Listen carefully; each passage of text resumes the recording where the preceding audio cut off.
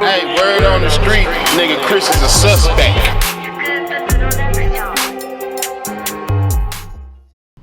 Oh man, goddamn. We got a video. Looks like it's some police brutality. How this power tripping school cop lost his job. Let's just get into it. Of October 26, 2015, Deputy Fields did something that would end his career of 7 years at the police department. The video you are seeing is of a classroom in a South Carolina high school. As can be seen, Ben slammed and dragged the 16-year-old suspect, Shakara, with all of his might. What infuriated the media and viewers of the video the most was that the student wasn't doing anything to have deserved such a response. Thanks to Shakara's friend, Nia Kenny, who began filming the whole incident, everyone got to see what truly happened. Otherwise, things might have turned out very ugly for Shakara, as she was already brought to the police station. Not only Shakara, but her friend Nia was also arrested for asking the cop to take things easy. Due to her age, Shakara was released. However, Nia was charged, but as the video of Deputy Ben dragging the teen circulated on the internet, Nia was released as well. After the footage went viral, things became more clear. Hey, before these like body cams and cell phone footage, bro, that's how the cops used to act on a regular. That's why I didn't got my mentality didn't change because they got body cam now. They can't act a goddamn fool now. But before them body cam, man, this was running rampant. As it was, Ben Fields was a school resource officer. Shakara's classmates said that Deputy Ben was known for having a bad temper. Evidence of that is Ben Fields' arrest of an Army veteran, Carlos Martin. Police said that Ben was called to the class because Shakara was disruptive in the algebra class and was texting on her phone. Even after the teacher asked her to leave the class, she refused to do so. To find out facts about this situation, Richland County Sheriff Leon Lott was assigned as an internal investigator over the matter. What she did doesn't justify what our deputy did, Sheriff Lott said. It doesn't justify his actions, but she needs to be held responsible for what she did. It's crazy, man.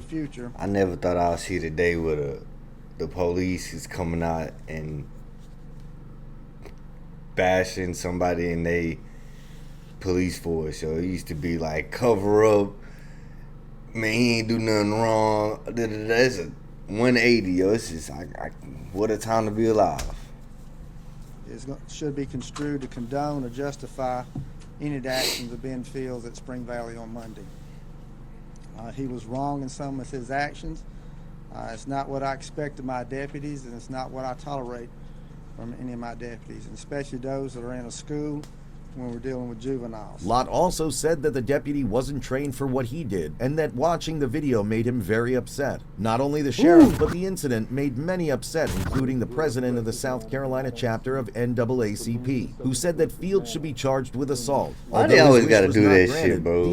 Y'all always gotta put somebody from like some black-run organization, the president of this branch of this NCAA. Come on, man. Stop doing that dumbass shit. FBI started an investigation against Fields, as a result of which he lost his job without any pay. Even after being fired, Ben stuck to his claim, saying that he was trying to handle the situation according to his training.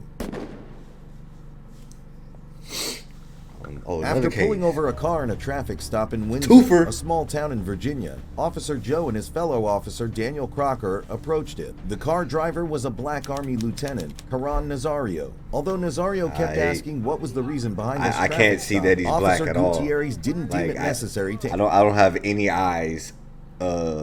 News, CBS. Answer the question and asked him to leave the car. When Nazario asked for a reasonable justification first, the officers pointed their guns at him. Obviously, this made the Army lieutenant even more concerned for his safety. Expressing his concerns, Nazario said that he was afraid for his safety, to which Officer Joe replied, "You should be." Yeah, you should be. Get out. Get out. Get out the car. Get out now. And when Nazario kept denying to leave his car without any reasonable explanation, Officer Joe proceeded to pepper spray him. After that, the cops got him out of the car, and as if it wasn't enough, they kicked him, forced him to the ground, and handcuffed him. As the body cam footage went viral, people started expressing their anger over the officer's behavior. After getting his hands on the evidence, Lieutenant Nazario sued both officers for violating his constitutional rights. Nazario said that he didn't deserve such treatment as a human being, not to mention as someone who had served the country. In their defense, Officer Joe said that they pulled over Nazario because there were no tags displayed on his car. However, Nazario said that he had just bought the SUV and that the dealer plate was displayed and was even recorded in Joe's body cam.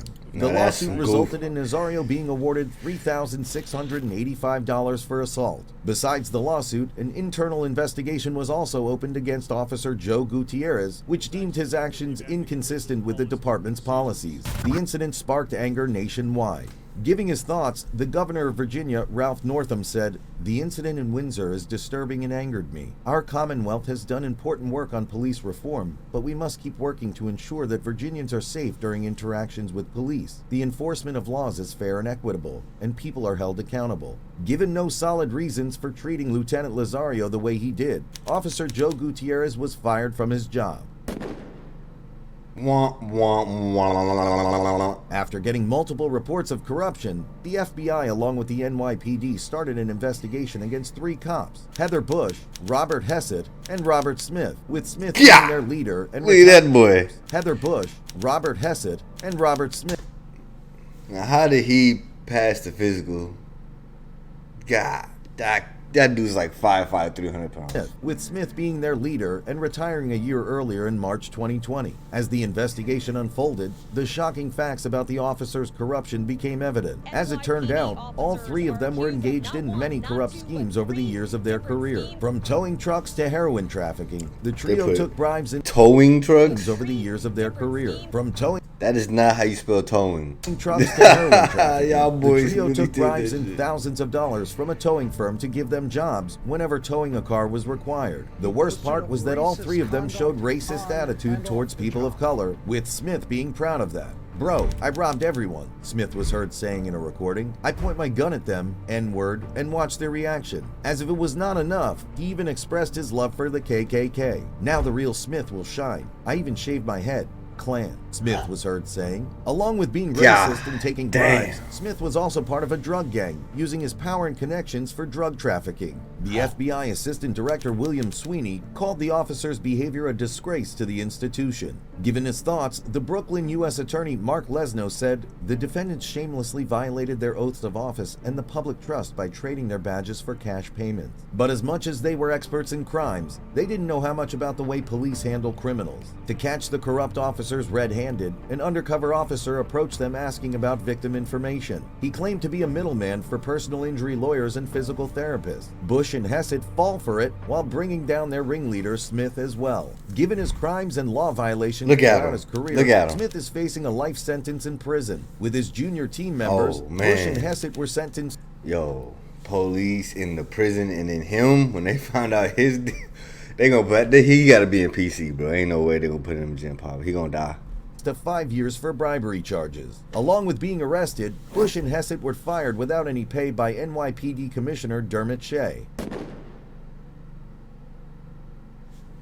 And the cold part about when cops go to jail, like them COs are based, they're cops. So they see a cop in jail, they gonna give them preferential treatment a lot of times. I'm not gonna say every time, but that's generally how it goes. Largo officer Brian lost his job after a video of him grabbing a teen by his neck surfaced on social media. The cop's harsh behavior towards the 17-year-old boy was evident in the footage. Not only did he use excessive force against the suspect, but also threatened him by using rude and abusive language. While walking down the road, the teen was stopped by Officer Livernoy, who asked him whether he wanted to shoot somebody. After hearing that, the boy chuckled and continued walking, and the officer didn't like that at all. He stopped the suspect and asked him to put out the cigar that he was smoking. "You got a problem with me?" the boy said. "Yes, I do," Officer Brian replied. And this is when the scene that you are seeing unfolded. We're just chill, bro. Reggie, hey, don't resist. Reggie, don't resist. Do it. I'm telling you right now. Oh, hey! It was clear that Officer Livernoy didn't like questions from the suspect. He expressed his frustration by handcuffing the 17-year-old suspect and grabbing his neck. As he continued pressing the boy against his police cruiser and kept his hand on his neck, a man in a red t-shirt tried to stop him. Well, Officer Bryan didn't Obstruction of justice. and confronted the man while threatening him by saying, Call for backup. Reggie! I'm getting no. Nah. Touch him like that. Going to jail. Bro, for what? You got it. Thanks to the person You're recording going to the jail. incident in the crowd, the footage was posted on Facebook the next day, where it went viral in less than 24 hours. And as it went viral, authorities started taking action. An internal investigation was initiated to find out the facts about the matter. In the investigation, when asked why he did that, Officer Bryan said that the suspect matched the description of a person who had threatened to shoot someone. He tried to justify his actions by saying, "I placed my right hand behind the black male subject's head to try and calm the black male subject down." However, his words in the video were totally the opposite of calming someone down, as Officer Livernoy failed to give a I'll try to put my hand behind his neck. Dog, when somebody get behind your neck like that, like, that's like classic Muay Thai martial arts type stuff. You get behind someone's neck, you can do whatever you want with it. You can control them. It don't matter how big they are. Talking about gently. Come on, man. justification for his actions. He was fired without any pay. Giving his thoughts and apologizing to the public, Chief Jeffrey Understad said, "We take great pride in the positive relationship the Largo Police Department has with our community. Actions like this are not acceptable and violate the public's trust, which every employee has worked so hard to earn." These were some of the outrageous cops who lost their job for their outrageous actions. Do you think they deserve what they got? Let us know in the comments below. Until next time.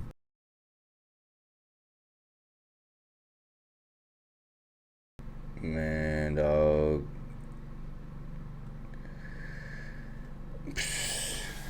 I can't believe. I mean, it's calming down.